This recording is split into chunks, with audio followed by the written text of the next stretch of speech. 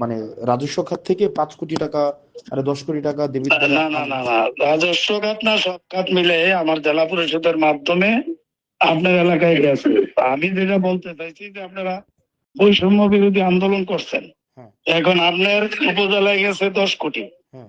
প্রায় 10 কোটির কাছাকাছি, আর ওইখানে গেছে 15 কোটি। তা আপনি টাকা খাইছেন সেটা তো আমি বলি নাই। আপনি কি আমি বলছেন? বলছি আমি বলছি যে ডেভেলপমেন্ট ওয়ার্কেই আপনারা 2 উপজেলায় নিয়ে গেছেন 25 কোটি, তো আপনি তো এটা বৈষম্য বলেন নাই। বিরোধী।